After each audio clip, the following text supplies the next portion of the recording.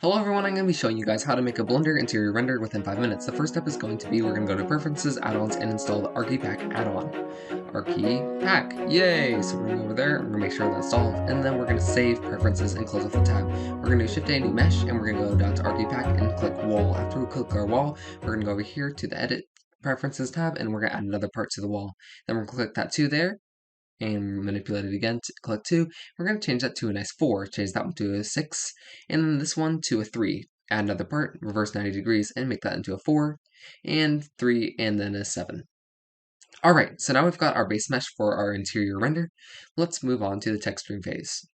Okay, so now we've got a square, we're going to turn it into a large cube that's about the size of the floor. We're going to scale it down, and now we're going to give it a new texture. The texture is going to be in the description. This is going to be a wood floor texture, so we're going to get a base color, the albedo of this wood texture, and we're going to plug it into base color. Right there. Okay, so now we've got it plugged into base color. You can see it nicely projected onto the square mesh. And now we're going to take this, we're going to go to Pictures, and we're going to grab the roughness. Okay, so now we've got the roughness, we're going to Shift A, and we're going to add a bump modifier. And we're going to plug the color into the height, change that to non-color, and plug the normal into the normal. So now you can see that we've got our PBR material showing up pretty nicely. We're going to A select all and scale it all up. Okay, so now we've got a nice wood texture on our floor. Moving on. Okay, so now we're going to texture the wall. We're going to select all of the faces and then go into vertices select mode, right click, and mark seam. Now that we've marked them all as seams, the vertices, we're going to do UV unwrap. Now we've got it all nicely UV unwrapped, we're going to make a new material. So new material, and we're going to go over here.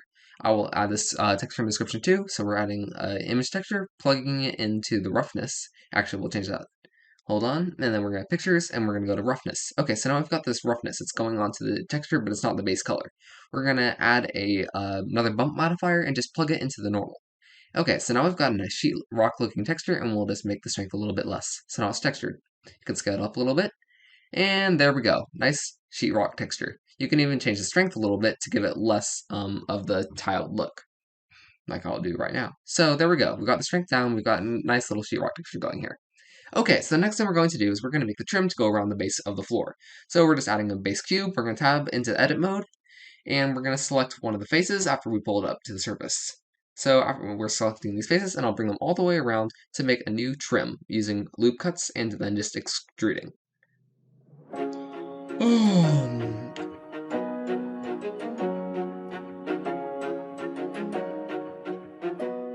Alrighty, now that it's all extruded and everything, we've got a nice trim mesh to go around the base of our floor, so it's not just a cold transition there where the floor meets the walls. And then we're going to duplicate it, bring it up to give it some roof trim, and we're going to bring up the floor and remove the texture to give us a nice white roof. Okay, so there we go. Now we're going to use the SketchFab add-on to add some furniture. The link for this add-on is going to be in the description. Basically, we can get a bunch of CCL licensed furniture and windows to put into our interior renders. It really speeds things up. So now I'm grabbing this window, and I've just put it along the walls where I want the windows to be.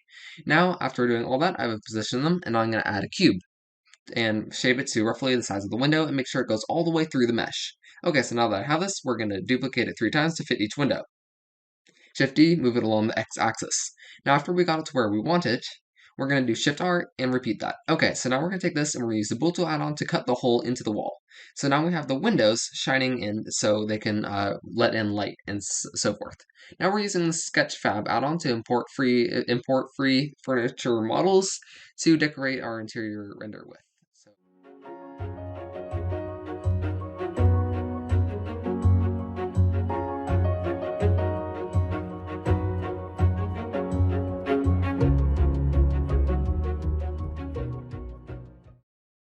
Okay, so now we've just added our bed and everything. So now I've got all of the stuff set up for the inside of the render.